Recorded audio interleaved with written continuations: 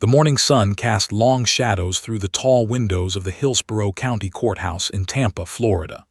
It was April 15th, 2019, a date that would forever be etched in the minds of everyone present in Courtroom 4B. The air conditioning hummed softly, barely masking the tension that filled every corner of the room.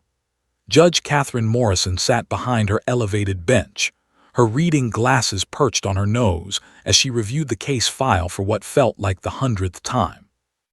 Each page told a story more heartbreaking than the last. Emma Rose Martinez, age 3 years and 4 months, status nonverbal trauma survivor. The clinical terminology couldn't begin to capture the tragedy that had befallen this tiny child. 6 months, 2 weeks, and 3 days had passed since that horrible October night. The night that changed everything. The night when Tampa police received a wellness check call from a concerned neighbor who hadn't seen her friend in days. Officers had forced open the door of apartment 2C at the Riverside Gardens complex to discover a scene that would haunt them forever. 26-year-old Jessica Martinez lay on the bathroom floor, gone from this world after a fatal opioid overdose. Beside her mother's lifeless body, covered in a small pink blanket, sat little Emma. The officers who found her said she was humming a lullaby, rocking back and forth, her small hand resting on her mother's cold arm. The medical examiner estimated Jessica had been dead for at least 12 hours. 12 hours that Emma had spent alone with her deceased mother, a 3-year-old trying to make sense of why Mommy wouldn't wake up no matter how many times she asked. From that moment on, Emma hadn't spoken a single word. Not when the paramedics wrapped her in a warm blanket. Not when the crisis counselor tried to comfort her at the hospital. Not when her grandmother, Maria Santos, flew in from her home in Atlanta, tears streaming down her face as she embraced her only grandchild. Not during the dozens of therapy sessions with child psychologists, trauma specialists, and counselors. Emma Martinez had retreated into a fortress of silence, and no one could find the key to bring her back. Now Judge Morrison faced an impossible decision. Where should this traumatized, non-verbal child live? Who could provide the care, stability, and healing she so desperately needed? In the front row of the courtroom sat Maria Santos, Emma's 62-year-old maternal grandmother. Maria clutched a worn tissue in her trembling hands, her eyes red and swollen from months of crying. She had raised Jessica as a single mother, working 2 jobs to put food on the table. She'd watched helplessly as her daughter spiraled into addiction, despite countless attempts at intervention and rehab. Now she wanted a second chance, a chance to save her granddaughter from the fate that had claimed her daughter. "I can give her a good home, Your Honor," Maria had testified earlier, her voice breaking. "I have a stable job, a 3-bedroom house in a good school district. I've already set up a room for her, painted it purple, that's her favorite color. I've contacted the best child therapists in Atlanta. I'll do whatever it takes. She's all I have left of my Jessica." Across the aisle sat 28-year-old Marcus Williams, Emma's biological father. He shifted uncomfortably in his cheap suit, borrowed from a friend at the halfway house where he'd been living for the past 3 months. Marcus had completed a 60-day inpatient drug treatment program, his 3rd attempt at sobriety in 5 years. He and Jessica had never married, had barely maintained a relationship after Emma was born. His visits with his daughter had been sporadic at best, non-existent at worst. But something about losing Jessica, about seeing his daughter catatonic with grief, had shaken him to his core. "I know I haven't been there," he had admitted during his testimony, his voice rough with emotion. "I know I've made more mistakes than any man has a right to make, but she's my daughter, my blood. I'm clean now, I'm working, I'm trying. I just want a chance to be the father I should have been from the start." Between these 2 imperfect options sat Emma herself, the tiny human at the center of this storm. She looked impossibly small in the large courtroom chair, her legs dangling several inches from the floor. A court advocate had provided her with a coloring book and crayons, hopping to keep her occupied during the proceedings. Emma's small hand moved the purple crayon across the page in mechanical, repetitive circles. She didn't look at the pictures. She didn't seem to see anything at all. Her dark brown hair had been carefully braided by her foster mother that morning. She wore a simple yellow dress with white flowers. Maria had bought it, hoping the bright color might spark some joy in the child's vacant eyes. Emma's face was beautiful but expressionless, like a porcelain doll. Her eyes, once reportedly full of life and mischief according to her grandmother, now stared at nothing and everything simultaneously. The court-appointed psychologist, Dr. Sarah Winters, had submitted a detailed report: post-traumatic stress disorder, selective mutism stemming from acute trauma, possible dissociative response. The little girl was locked somewhere deep inside herself, hiding from a reality too painful for a 3-year-old mind to process. Dr. Winters had recommended intensive therapy, a stable environment, and above all, patience. She couldn't predict when or if Emma would speak again. Judge Morrison sighed deeply, feeling the weight of this decision pressing down on her shoulders.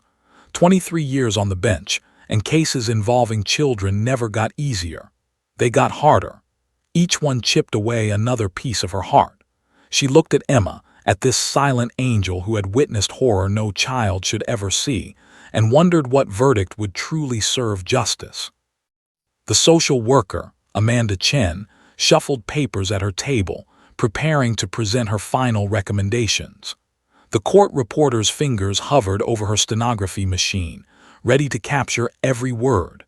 The bailiff stood stoically by the door, having witnessed 1,000 cases but never quite becoming immune to the sad ones.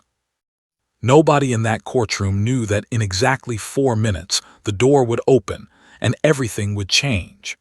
Nobody could have predicted that the answer to Emma's silence was walking down the hallway at that very moment, 4 paws clicking against the marble floor. Nobody knew that this routine custody hearing was about to become anything but routine.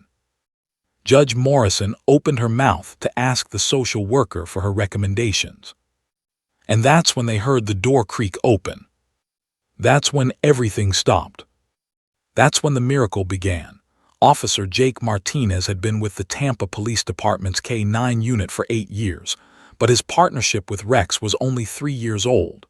The German Shepherd had come to him as a rescue, a dog that had washed out of military training not because he lacked intelligence or skill, but because he was, ironically, too gentle, too empathetic, too aware of human emotion. The Marines wanted warriors. Jake had found a guardian angel. That Tuesday morning started like any other. Jake's alarm went off at 5:30 a.m. in his modest apartment in the Seminole Heights neighborhood. Rex was already awake, sitting patiently by the bedroom door, his tail wagging slowly. The dog had an internal clock more precise than any smartphone. Breakfast was kibble mixed with sweet potato, Rex's favorite. Then came their morning run through Al Lopez Park, 3 miles that kept both officer and dog in peak condition. By 7:45 a.m., they were in the squad car heading to what should have been a routine day. The schedule called for a demonstration at Memorial Middle School at 2 p.m. Jake and Rex would show students how police dogs tracked scents and apprehended suspects. Kids loved these presentations, and Rex loved kids. But first, Jake needed to drop off some paperwork at the courthouse regarding a drug bust from the previous week. "Just a quick stop, buddy," Jake said, glancing at Rex in the rearview mirror. The dog sat in his specially designed compartment, alert and professional, his ears tracking every sound outside the vehicle. The Hillsborough County Courthouse parking lot was moderately full for a Tuesday morning. Jake found a spot under an oak tree, important for keeping the car cool even with the windows cracked. He attached Rex's lead, the familiar click of the clasp a sound that meant work mode for the dog. Together, they walked through the security checkpoint. The guards knew them well. "Hey, Martinez," Rex looking sharp as always, Officer Danny Chen called out from behind the metal detector. "He knows he's handsome," Jake replied with a grin. "Spoiled rotten, this one." Rex's tail wagged slightly, the only break in his professional demeanor he allowed himself while in uniform. The dog took his job seriously, perhaps more seriously than some human officers Jake had worked with over the years. They made their way down the wide marble corridor on the third floor, Jake's boots and Rex's claws creating an echoing rhythm. The hallway was lined with mahogany doors, each leading to a different courtroom where different lives were being changed, different fates being decided.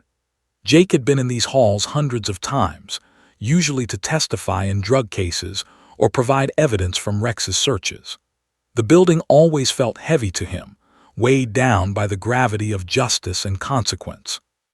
He was heading toward the clerk's office at the end of the hall when Rex suddenly stopped. Just stopped dead in his tracks. His ears, which had been relaxed, shot forward to full attention. His head tilted slightly to the left, toward courtroom 4B. "What is it, boy?" Jake asked, immediately alert. In 3 years of partnership, he'd learned to read Rex's body language like a book. This wasn't a threat response. The dog wasn't tense or aggressive. This was something else. Something Jake had seen before when Rex sensed someone in distress. Rex whined softly, a sound he rarely made. His brown eyes were fixed on the closed courtroom door with an intensity that gave Jake chills. The dog pulled gently but insistently toward the door, his nose working, processing scents and information that Jake's limited human senses couldn't detect. "We can't just walk into a courtroom, Rex. There's a hearing going on in there." But Rex was adamant. He sat down directly in front of the door, his posture perfect, his gaze unwavering. It was his alert position, the one he used when he'd found what he was searching for. But they weren't searching for anything. Or were they? Jake had learned, through dozens of successful rescues and finds, to trust Rex's instincts even when they didn't make logical sense. There was the time Rex had led them to a hidden basement where a missing elderly woman with dementia had wandered. The time he'd alerted to a seemingly empty warehouse that turned out to contain 3 teenagers who'd overdosed. The time he'd refused to let Jake enter a building that collapsed 10 minutes later. Rex knew things, sensed things, understood things that existed beyond human comprehension. Jake checked his watch. He was already running behind schedule. The paperwork could wait another day, but something in Rex's demeanor told him this couldn't wait.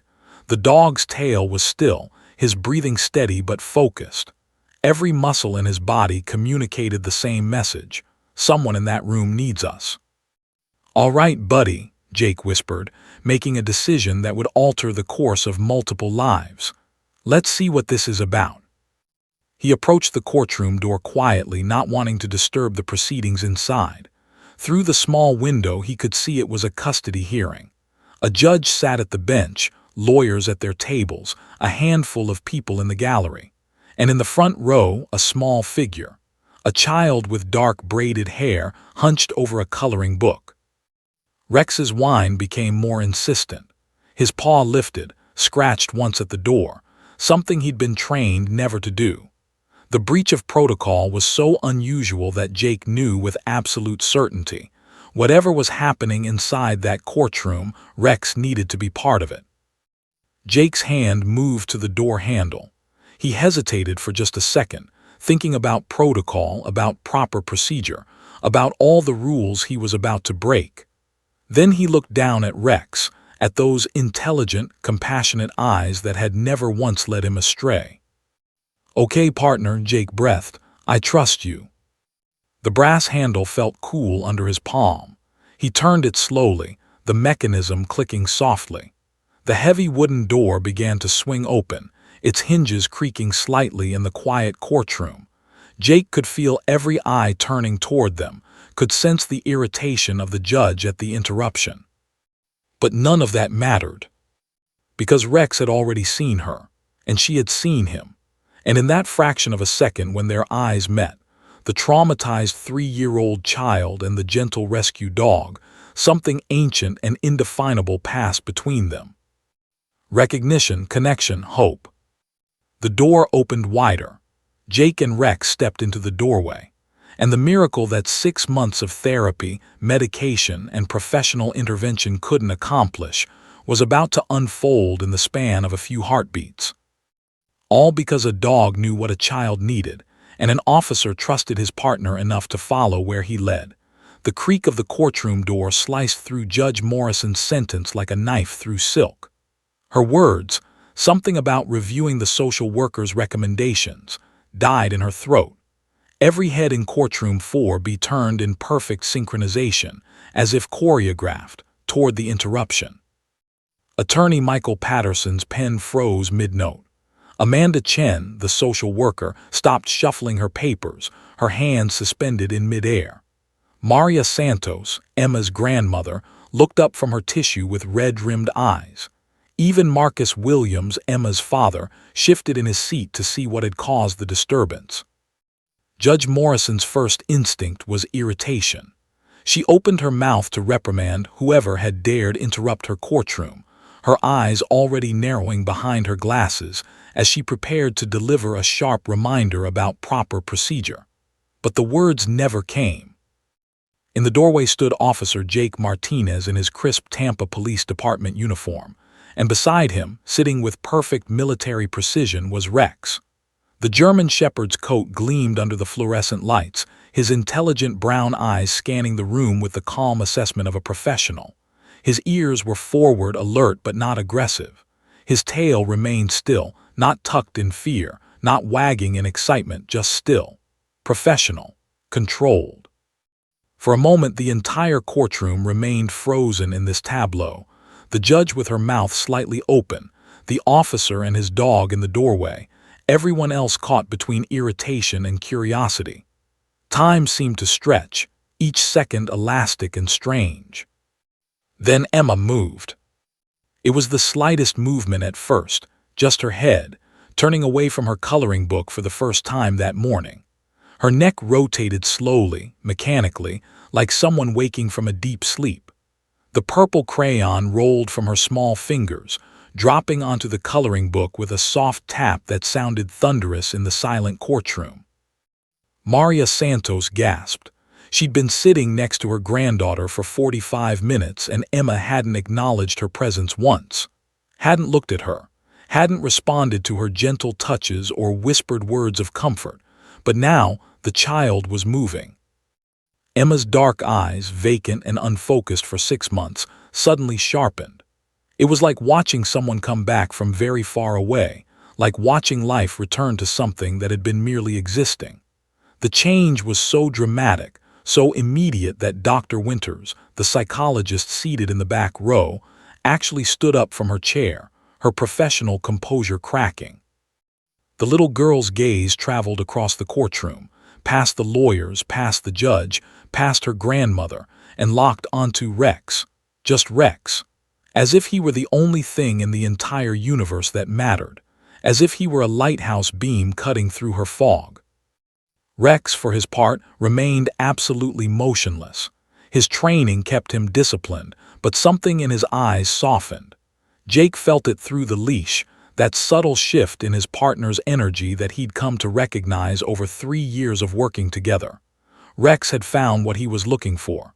Rex had found who he was looking for. Emma's breath caught, a small, sharp intake of air that her grandmother heard from inches away. It was the first sound, beyond the occasional whimper in sleep, that Maria had heard her granddaughter make in half a year. The older woman's hand flew to her own mouth, tears already forming in her eyes. The child's small body began to unfold from its hunched position. Her spine straightened, her shoulders pulled back. It was as if invisible strings were pulling her upward, animating a puppet that had been lying limp for months. The transformation was so profound that even the bailiff, a grizzled 30-year veteran who thought he'd seen everything, felt his throat tighten. Emma's feet found the floor. Her white shoes with the small flowers touched down softly. Nobody breathed. Nobody moved. The entire courtroom had become a held breath, a suspended moment, a pause button pressed on reality itself.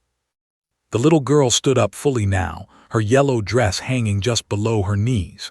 She swayed slightly, her legs uncertain after sitting so still for so long.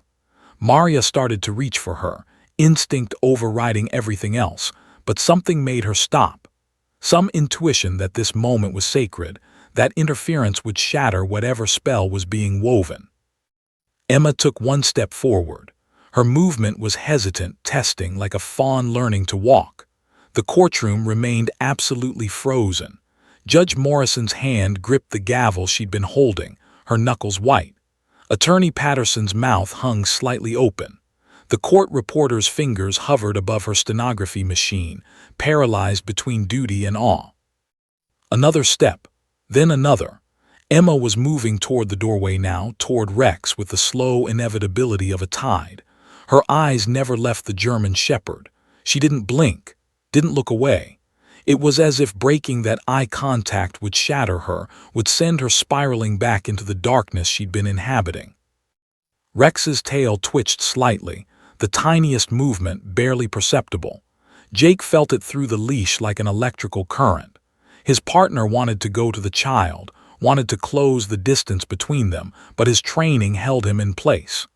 Still, that small tail twitch betrayed his desire, his recognition of the broken thing that needed healing. Emma took a fourth step, and she was now clear of the row of seats, standing in the open aisle of the courtroom. The distance between her and Rex was perhaps 20 feet, but it might as well have been the Grand Canyon. The space between them was charged, electric, heavy with potential and possibility. The little girl's right arm began to lift. Slowly, slowly, like it was moving through honey. Her small hand, which had clutched her dead mother's arm for 12 hours, which had held crayons without purpose for 6 months, which had reached for no one and nothing since that October night, began to rise. Her finger extended, pointing directly at Rex. The gesture was unmistakable, deliberate, purposeful. She was indicating him, acknowledging him, seeing him. Judge Morrison's glasses slipped down her nose. She didn't push them back up. Maria Santos's tissue fell to the floor. She didn't pick it up. Dr. Winters pulled out her phone to record this. Her hands were shaking too badly. She put it away. Marcus Williams leaned forward in his seat, his eyes wide, his breath forgotten. Emma's lips parted.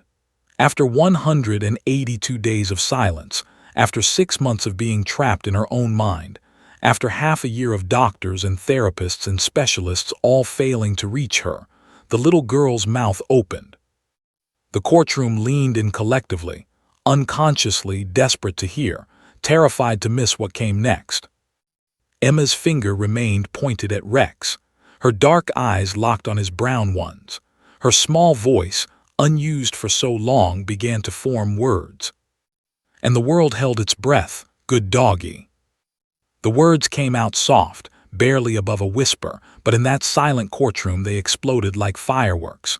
2 simple words, 2 syllables each.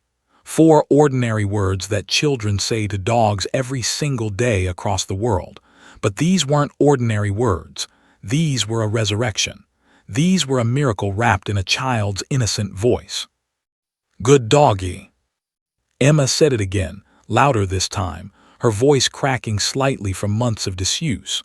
Her vocal cords, dormant for half a year, struggled to remember their purpose. The sound was rough, unpracticed, beautiful beyond measure. Maria Santos's body convulsed with sobs. Not quiet, dignified courtroom crying, but deep, guttural sobs that came from the very bottom of her soul. Her hands covered her face as her shoulders shook violently. She had prayed for this moment every single night for 6 months, had bargained with God, made promises, begged and pleaded. And now, impossibly, her prayers had been answered by a police dog in a courtroom doorway. "Oh my God," she gasped between sobs. "Oh my God, oh my God, oh my God." Judge Morrison's carefully constructed professional facade shattered like glass. Tears streamed down her face, dripping onto her black robe, spotting the fabric with dark circles. In 23 years on the bench, she had delivered verdicts in murder trials, custody battles, and civil rights cases. She had sent people to prison and reunited families. She had wielded the power of the law with precision and care. But she had never, ever witnessed anything like this. Her gavel slipped from her trembling fingers and clattered onto the bench. The sound echoed through the courtroom, but nobody flinched. Nobody looked away from Emma. Attorney Michael Patterson's clipboard fell to the floor with a crash. Papers scattered everywhere, custody evaluations, psychological reports, legal briefs, all meaningless in the face of this moment. He didn't bend to pick them up.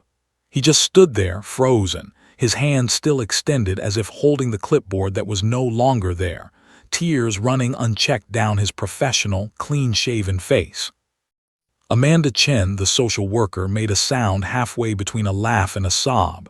She had worked with Emma for months, had tried everything in her professional toolkit to reach this child. Play therapy, art therapy, music therapy, sand therapy. Nothing had worked. Nothing had even come close. And now, because of a dog, Emma was speaking. The court reporter, Susan Martinez, no relation to Officer Jake Martinez, had her hands over her mouth. Her stenography machine sat silent, its keys untouched. She was supposed to record everything that happened in this courtroom. It was her job, her duty, her professional responsibility. But her hands wouldn't move, couldn't move. She just sat there, watching history unfold, tears streaming down her cheeks. Emma took another step toward Rex, then another. Her small legs were unsteady, her balance uncertain, but her determination was absolute. She moved like someone in a trance, drawn forward by an invisible force she couldn't resist and didn't want to. "Good doggy," she said a third time, and this time her voice was stronger, clearer, more confident. She was remembering how to use it, remembering how to push air through her vocal cords, how to shape her mouth around words, how to communicate with the world outside her head. Jake Martinez felt his throat close up. He had been a cop for 8 years, had seen terrible things, crime scenes, overdoses, domestic violence, child abuse. He had learned to compartmentalize, to separate his emotions from his work, to maintain professional distance. But this destroyed every wall he'd ever built. Tears poured down his face as he watched this tiny, traumatized child walk toward his partner. His grip on Rex's leash tightened, not to hold the dog back but to steady himself. His legs felt weak. His chest felt tight. He couldn't breathe properly. He had never felt so honored, so humbled, so absolutely overwhelmed by the magnitude of what he was witnessing. Rex remained perfectly still, but his eyes tracked Emma's every movement. His tail gave the smallest wag, just once, twice, a greeting, an acknowledgement, a promise. The dog's entire body radiated gentle patience, as if he understood that this broken child needed him to be steady, needed him to be safe, needed him to be exactly what he was. Marcus Williams, Emma's father, sat collapsed in his chair, his face buried in his hands. His shoulders heaved with silent sobs. He had failed his daughter in every way a father could fail, had chosen drugs over her, had abandoned her mother, had been absent for most of her short life.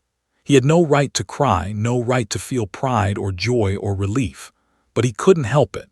His daughter was speaking. His baby girl was coming back to life. Dr. Sarah Winters stood pressed against the back wall, her hand over her heart.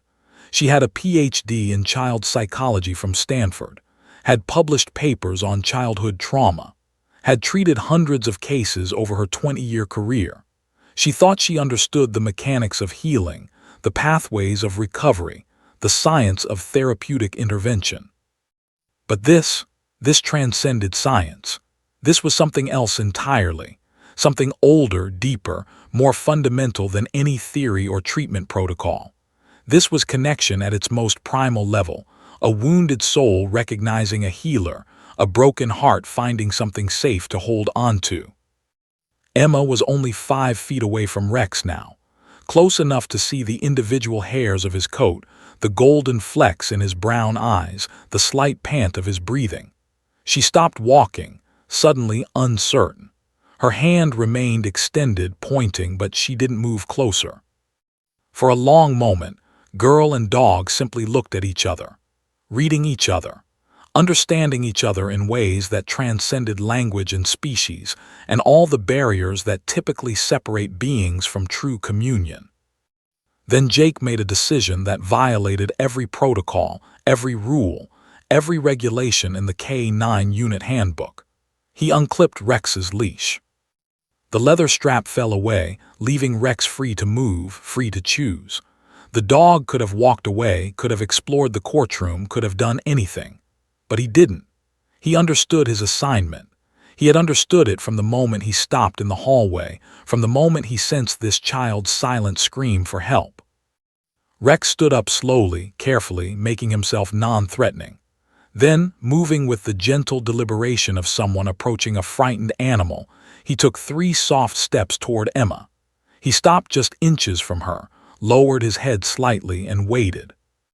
The little girl's hand, which had been pointing, slowly lowered. Her fingers, so small and delicate, reached out tentatively. They touched the soft fur on top of Rex's head with the lightest pressure, barely making contact. "Good doggy," Emma whispered one more time.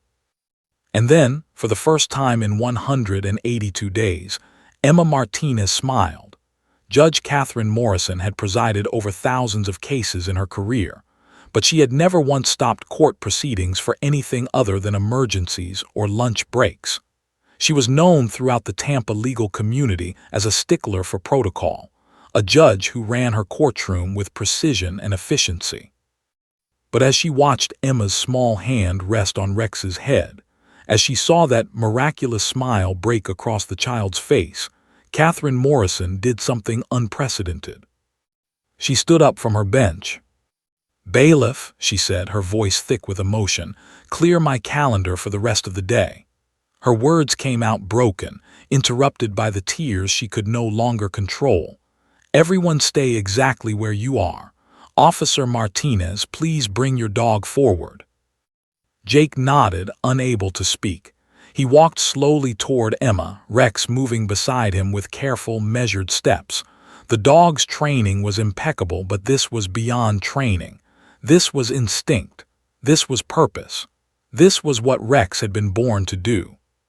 When they reached Emma, Jake knelt down beside his partner, bringing himself to the child's eye level. "His name is Rex," Jake said softly, his voice barely steady. "Would you like to pet him?" Emma's response was immediate.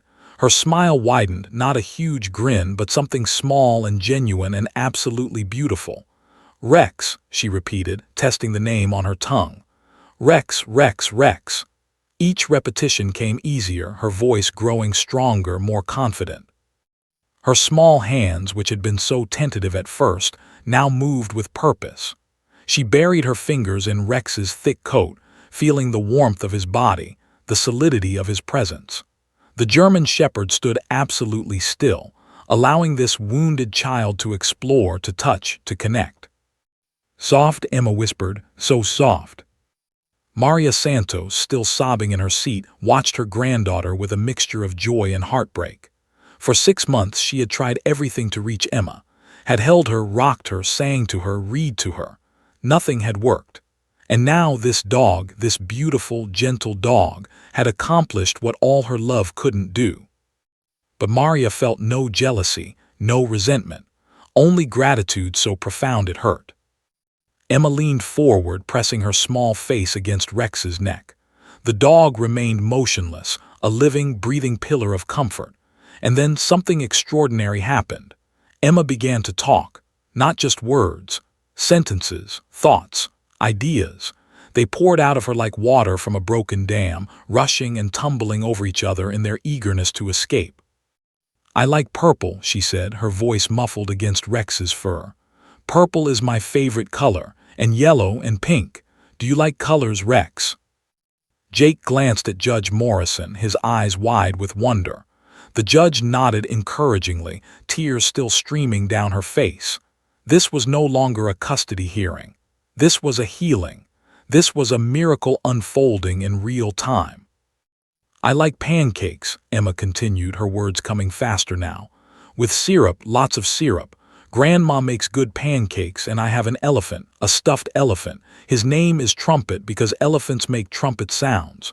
She pulled back slightly, looking into Rex's eyes. "Do you have toys, Rex? Dogs like toys, balls and things." Dr. Winters moved closer, pulling out a small notebook from her bag. She needed to document this. Not for any report or evaluation, but because she knew she was witnessing something that defied conventional psychological understanding. Emma wasn't just speaking. She was processing, expressing, connecting. The dog had become a bridge between her inner world and the outer reality she'd been hiding from. "I was scared," Emma said, her voice dropping to a whisper. The courtroom, which had been filled with muffled crying and the sounds of people trying to control their emotions, went completely silent. "That night, I was so scared." Jake's hand moved instinctively to Rex's back, a gesture of support for his partner, but also for himself. He wasn't sure he could handle hearing what came next. Emma's small hands gripped Rex's fur tighter. "Mommy wouldn't wake up. I tried and tried. I said, 'Mommy, wake up, wake up, wake up.' But she didn't. Her hand was cold. I put my blanket on her. I thought maybe she was cold. That's why she wouldn't wake up."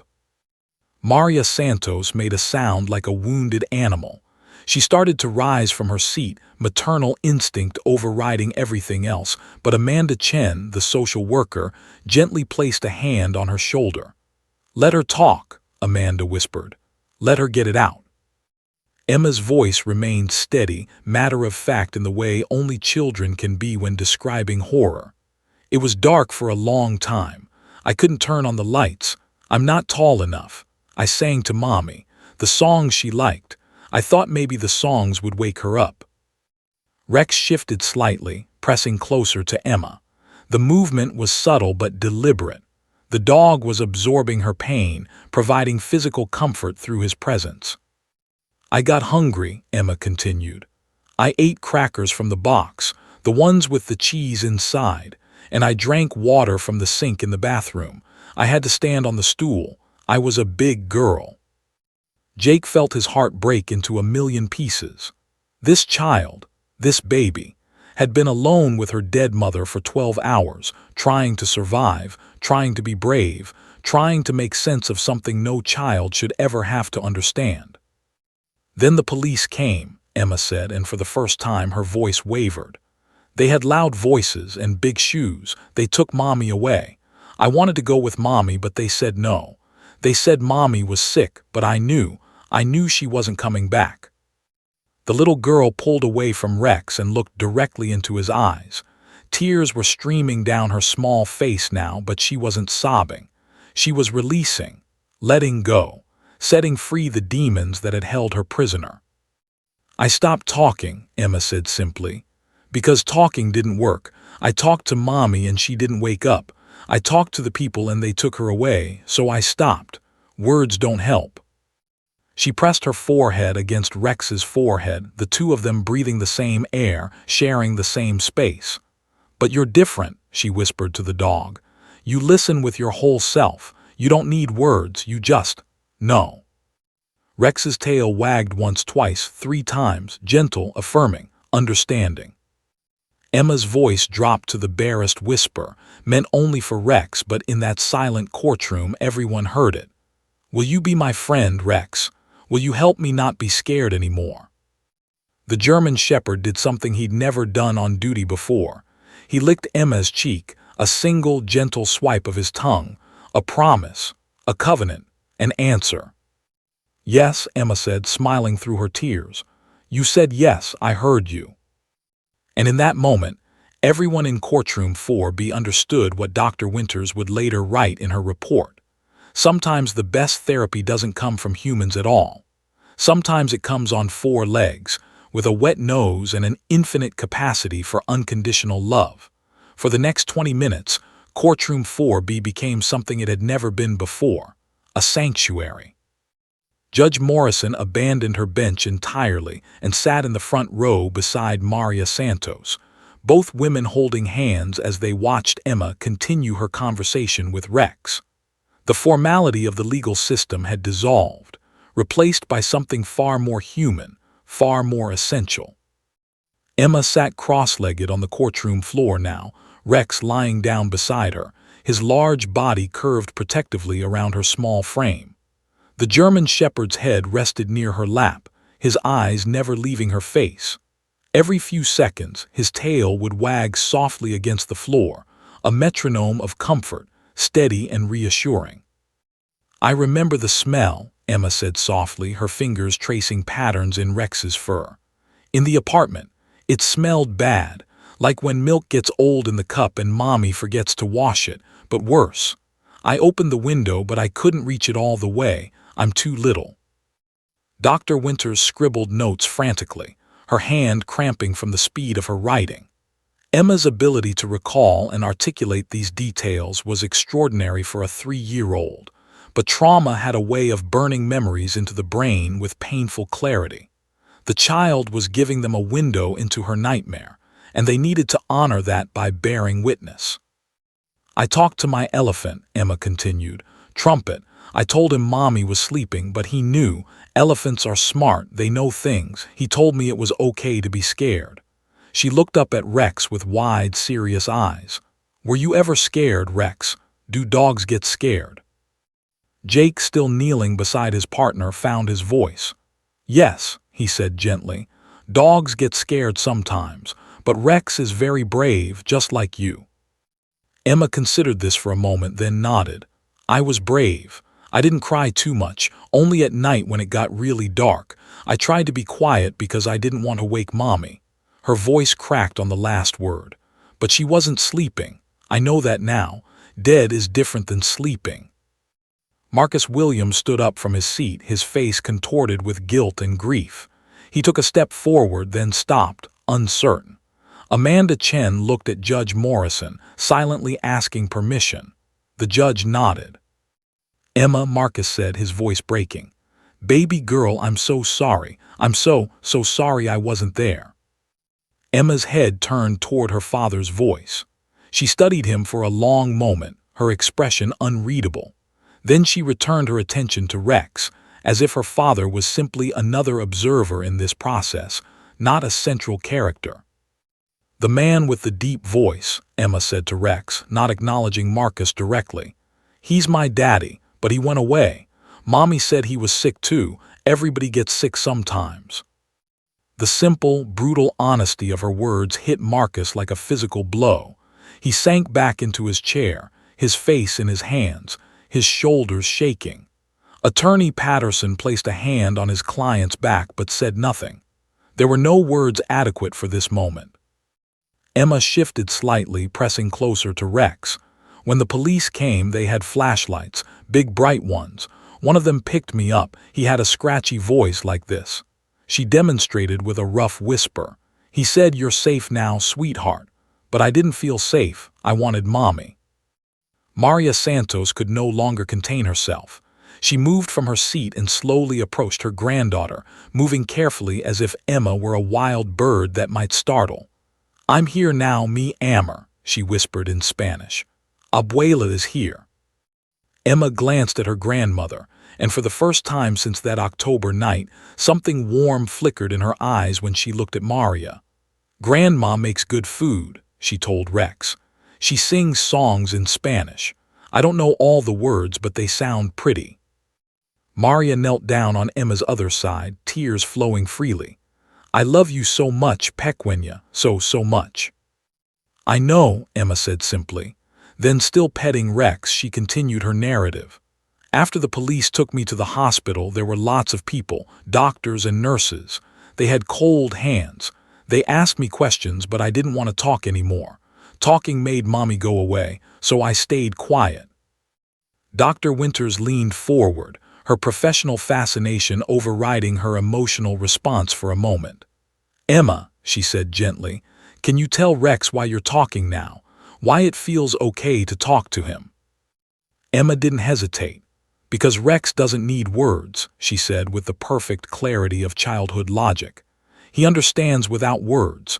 So if I use words with him, it's just extra. It's like coloring. You don't have to color inside the lines all the time.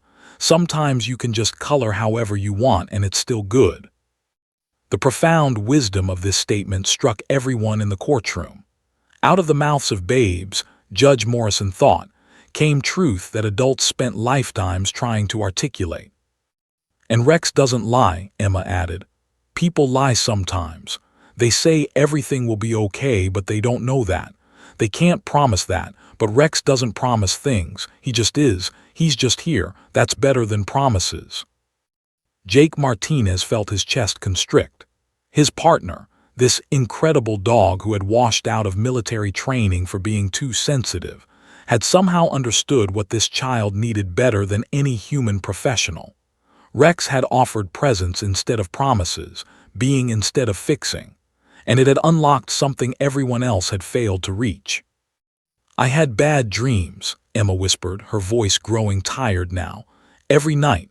I dreamed that I was back in the apartment and it was dark and I couldn't find the door. I couldn't get out, and I would wake up and I couldn't breathe right like this." She demonstrated with short, panicked breaths. "Panic attacks," Dr. Winters murmured to Judge Morrison. "Severe PTSD symptoms. This child has been living in survival mode for 6 months."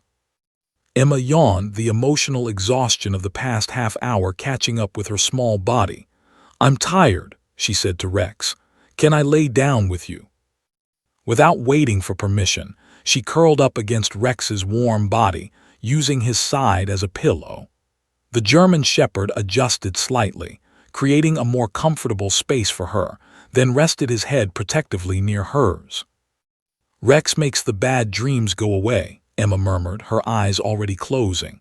"When he's here, I'm not scared. The dark isn't so dark." Within minutes, the child was asleep, her breathing deep, and even her small hand still gripping Rex's fur. It was the first time in 6 months that Emma had fallen asleep without medication, without hours of restless tossing, without nightmares clawing at the edges of her consciousness. Judge Morrison looked at the sleeping child, at the devoted dog, at the circle of adults who had been humbled by the wisdom of innocence.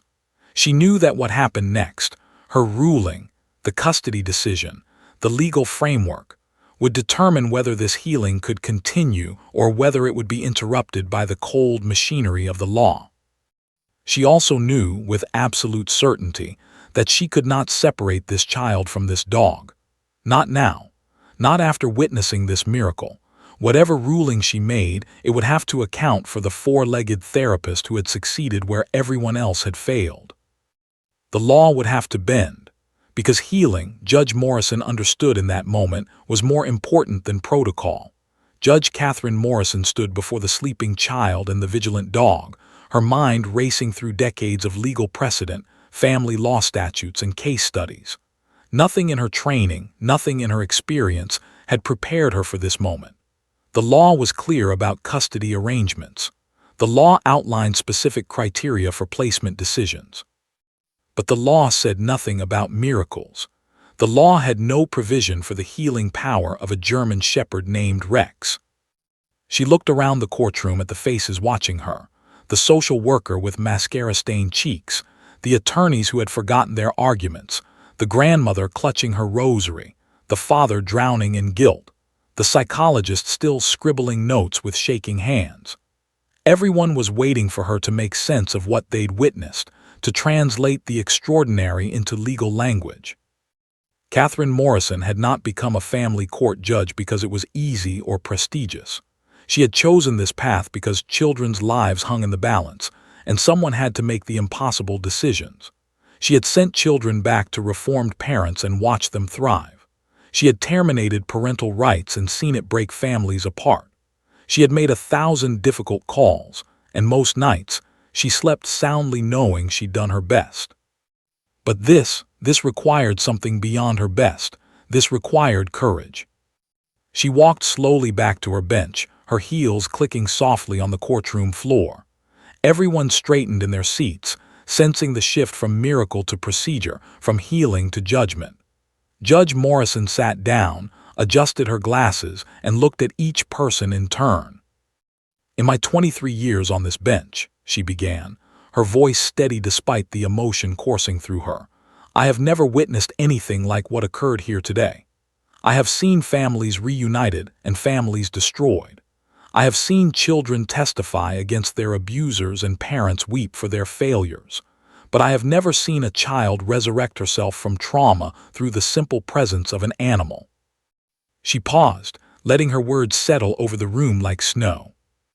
The law is designed to protect children, Judge Morrison continued, to ensure they are placed in environments that promote their physical, emotional, and psychological well-being. The law considers factors like stability, safety, parental fitness, and the child's best interests. But the law, in all its wisdom, sometimes misses what matters most. Maria Santos gripped her rosary tighter, her lips moving in silent prayer. "Mrs. Santos," Judge Morrison said, looking directly at Emma's grandmother, "you have demonstrated unwavering love for your granddaughter. You have provided her with a stable home, consistent care, and maternal devotion. The court recognizes that you raised your daughter as a single mother under difficult circumstances, and that you are willing to do the same for Emma."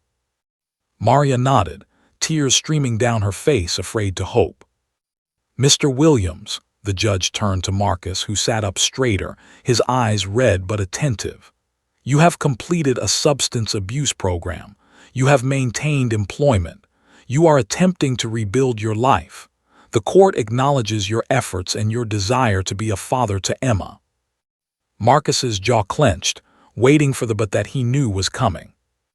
"However," Judge Morrison said, and the word hung in the air like a thunderclap, "this court's primary obligation is not to the adults in this room.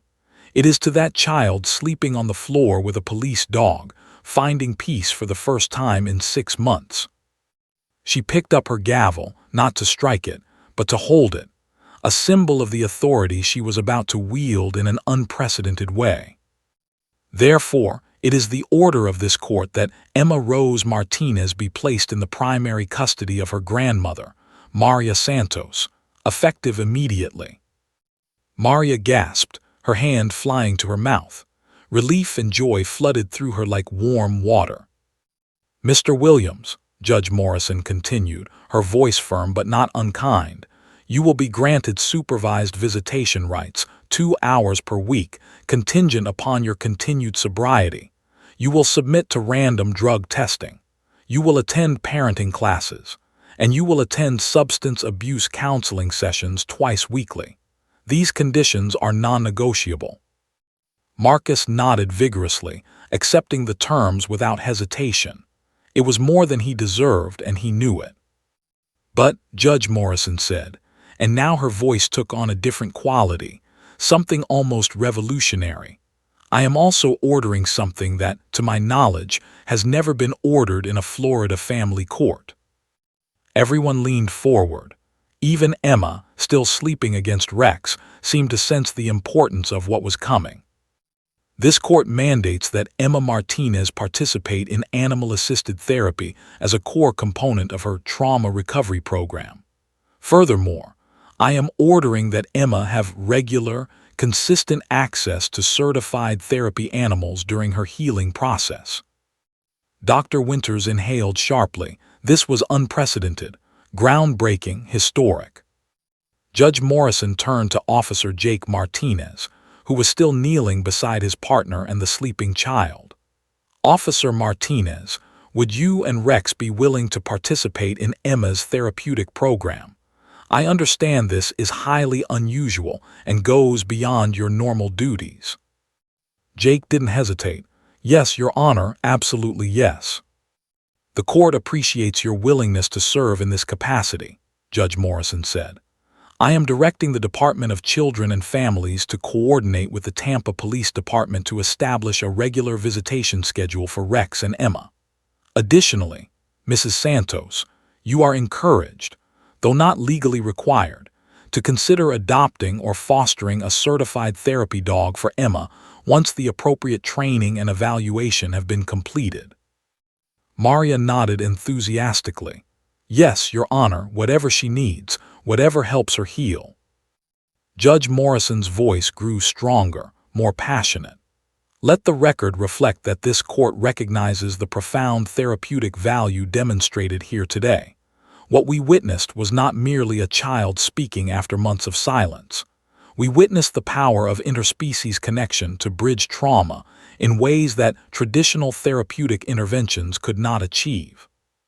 She looked directly at Dr. Winters. "Doctor, I am requesting that you document this case thoroughly and present your findings to the Florida Psychological Association. What happened here today needs to be studied, understood, and replicated for other children suffering from severe trauma." Dr. Winters nodded, her eyes bright with professional excitement despite her emotional exhaustion. "Yes, Your Honor, this will be the most important case study of my career." Judge Morrison continued, her words now aimed at everyone in the courtroom. "I am also directing the court administrator to explore the establishment of a therapy animal program within this courthouse.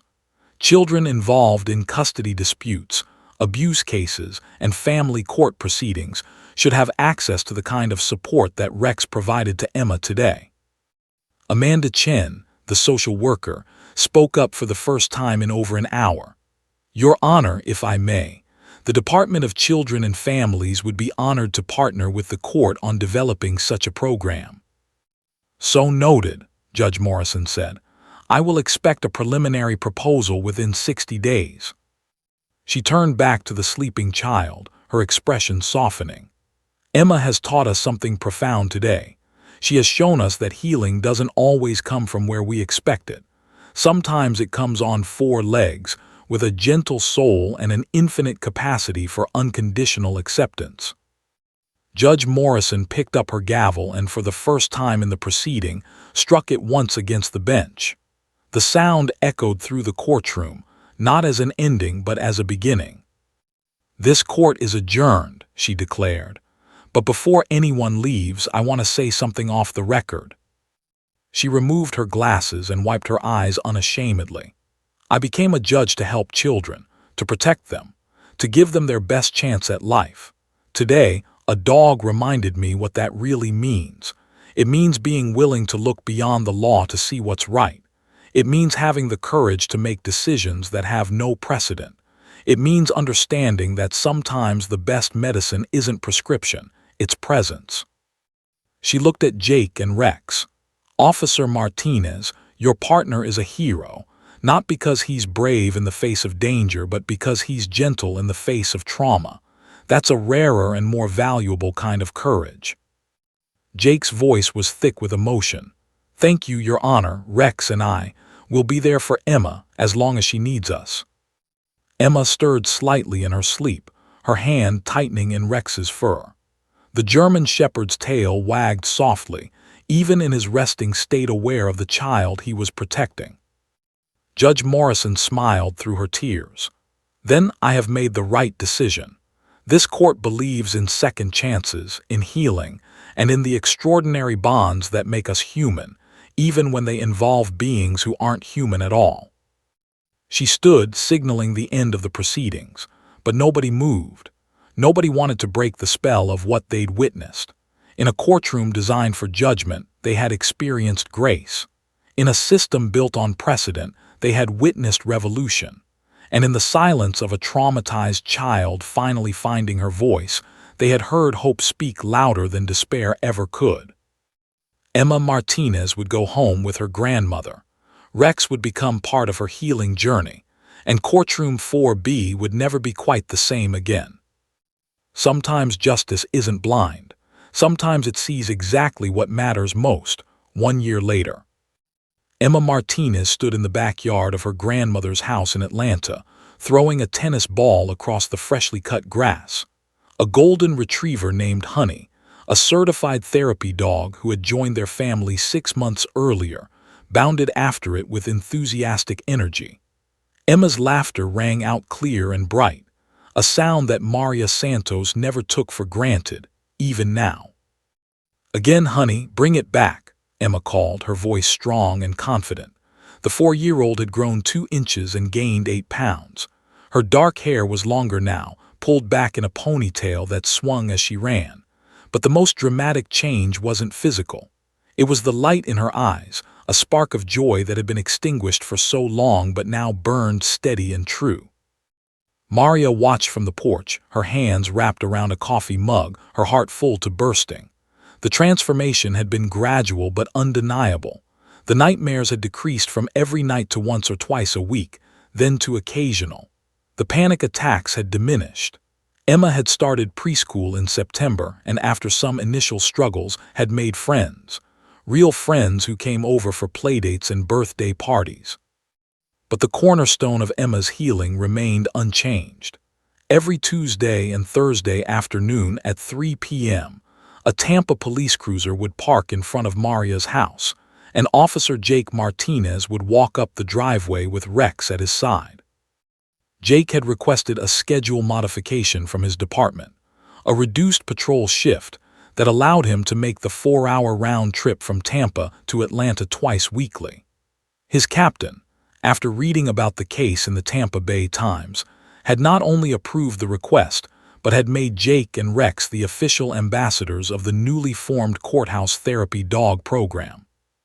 "She's doing great," Jake said now, standing beside Maria on the porch. Rex sat at his feet, his tail wagging as he watched Emma play. "I remember that first day in the courtroom. I wasn't sure we'd ever see her smile." "You gave her back her voice," Maria said softly. "You and Rex, I will never be able to thank you enough." Jake shook his head. "Rex did it, I just held the leash." As if hearing his name, Rex stood and trotted down the porch steps toward Emma. The little girl immediately abandoned Honey's ball and dropped to her knees, wrapping her arms around the German shepherd's neck. "Rex, I missed you," she exclaimed, even though they'd seen each other just 3 days earlier. "I learned a new song at school. Do you want to hear it?" Without waiting for an answer, though Rex's gentle tail wag seemed like confirmation, Emma began singing a simple melody about the days of the week. Rex sat perfectly still, his attention focused entirely on her, as he always was. Dr. Sarah Winters had published her case study 6 months after the courtroom incident. The paper, titled Interspecies Therapeutic Intervention in Pediatric Trauma, a case study of selective mutism resolution through canine-assisted connection, had been accepted by 3 major psychology journals and presented at conferences across the country. Universities were now studying animal-assisted therapy with renewed focus, and Winters had become the leading expert in the field. But more importantly, her work had sparked real change. The Hillsborough County Courthouse had established its therapy dog program within 90 days of Judge Morrison's order. 4 certified therapy dogs now worked in rotation, available to children involved in difficult family court cases. The program had been so successful that 12 other Florida counties had implemented similar initiatives. California was developing a statewide program. New York had introduced legislation. Emma Martinez's 2 words, "good doggy," had started a revolution. Judge Catherine Morrison had retired from the bench 6 months after Emma's case, but not before establishing the Morrison Foundation for Animal-Assisted Healing. The nonprofit organization trained therapy dogs specifically for trauma work and placed them with families who couldn't afford the significant costs. Emma's case had been the catalyst, but the foundation would help thousands of children in the years to come. Marcus Williams visited Emma once a week now, always supervised, always sober. He had been clean for 14 months, his longest period of sobriety in a decade. The visits were still somewhat awkward, the relationship still being rebuilt brick by painful brick, but Emma no longer flinched when he entered the room. She called him Marcus, not Daddy, but she smiled at him sometimes. It was progress. "My daddy is getting better," Emma had told Rex last week during one of their sessions. "Dr. Winters says people can change if they really try. Do you think that's true, Rex?" Rex had simply licked her hand, his way of saying yes, of saying he believed in second chances, of saying that healing was always possible. Inside the house, Maria's phone buzzed with a text message. She pulled it from her pocket and smiled at the screen. It was from Amanda Chen, the social worker who had been assigned to Emma's case and had since become a family friend. "Turn on Channel 8. They're doing a story about the therapy dog program. Emma's case is mentioned." Maria called everyone inside. They gathered around the television in the living room, Maria, Jake, Emma, and both dogs. The local news anchor's voice filled the room as footage of therapy dogs working with children played across the screen. Since its implementation last year, the Courthouse Therapy Dog Program has assisted over 200 children in Hillsborough County alone, the anchor reported. The program was inspired by a now famous case where a 3-year-old girl, who hadn't spoken for 6 months following a traumatic event, broke her silence when she encountered a police dog in a courtroom. The footage switched to an interview with Judge Morrison, filmed before her retirement. "What I witnessed that day changed my understanding of healing," the former judge said, her eyes bright with conviction. "We invest heavily in medical interventions and therapy programs, and rightfully so, but we shouldn't underestimate the power of connection, especially connections that transcend species boundaries. Animals offer something humans sometimes can't: unconditional acceptance without judgment or expectation." Emma watched the screen with interest, not fully understanding that she was the unnamed child in the story, but understanding that Rex was important, that what had happened between them mattered beyond just the two of them. "Rex is famous," she said with satisfaction. "He's a hero." Jake smiled. "He really is, kiddo." The news segment continued, showing other children who had benefited from the program. A 7-year-old boy who had witnessed domestic violence and found comfort with a Labrador named Sunshine. A 5-year-old girl removed from a neglectful home who now spoke freely while petting a gentle giant named Bear. A teenage boy in foster care who credited a border collie named Scout with helping him manage his anger. Each story was different, but the thread connecting them was the same: broken children finding healing through the unconditional love of therapy animals. The segment ended with a statistic that made Maria's breath catch. Studies show that children who participate in animal-assisted therapy programs show a 40% faster reduction in trauma symptoms compared to traditional therapy alone. 40%, hundreds of children, and it had started with Emma and Rex. Emma had lost interest in the television and was now lying on the floor, her head resting on Rex's side while Honey curled up at her feet. She looked peaceful, content, safe, everything she hadn't been a year ago. "Tell me the story again," Emma said to Rex, as she often did during their visits. "Tell me about the day we met." Jake settled into the armchair, knowing this ritual well. "You were in the courtroom," he began, as he always did, and Rex was walking down the hallway, but he stopped. "Do you know why he stopped?" "Because he heard me," Emma said, her small voice matter of fact. "He heard me even though I wasn't talking. He heard my inside voice." "That's right," Jake confirmed. "He heard your heart calling for help." "And he came," Emma continued the familiar story. "He came even though he wasn't supposed to go in the courtroom. He came because he knew I needed him." "He did," Jake said softly. "And you were very brave. You spoke to him even though you'd been quiet for so long." Emma was quiet for a moment, her fingers tracing patterns in Rex's fur. "I was scared to talk," she admitted. "But Rex wasn't scared of my scared. He didn't mind that I was broken." Maria wiped tears from her eyes. Emma rarely spoke about that time so directly, but when she did, her insights were profound. "You weren't broken, me Amber," Maria said gently. "You were hurt. There's a difference." "Rex helped me unhurt," Emma said simply. Then she pressed her face against his side and whispered, "Thank you for finding me." Rex's tail wagged, a slow, gentle rhythm that seemed to say, "You're welcome. I'll always find you. That's what heroes do." As the afternoon sun streamed through the windows, casting golden light across the peaceful scene, Jake took a photo on his phone. He had dozens of photos of Emma and Rex together, a visual timeline of her healing. He would share this one with the department, with Dr. Winters, with Judge Morrison. Evidence that miracles, once started, continued to unfold. That evening, after Jake and Rex had left, after Emma had been fed dinner and given a bath, after bedtime stories and prayers, Maria tucked her granddaughter into bed. The nightlight cast a soft glow across the room, illuminating the pictures Emma had drawn, most of them featuring a little girl and a big dog. "Grandma," Emma said sleepily, When I grow up, I want to help kids like Rex helped me. What do you mean, Pequena? I want to work with dogs, help them help other kids who are scared, kids whose mommies go to sleep and don't wake up, kids who forget how to use their voices. Maria's heart swelled with pride and grief and hope all tangled together. That's a beautiful dream, me Amber. It's not a dream, Emma said with the certainty that only children possess. It's going to be real. Rex showed me that broken things can get fixed, quiet things can get loud, scared things can get brave. I'm going to help make that happen for other kids.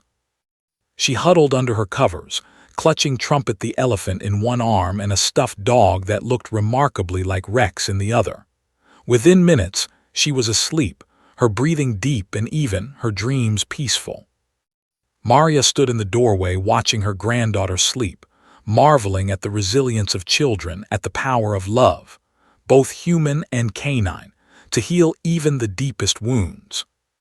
1 year ago, Emma had been trapped in silence, imprisoned by trauma, lost in darkness. Tonight, she slept peacefully, dreaming of a future where she would help other children find their voices. All because a gentle dog had heard what words couldn't say. All because 2 words, good doggy, had changed everything. The end.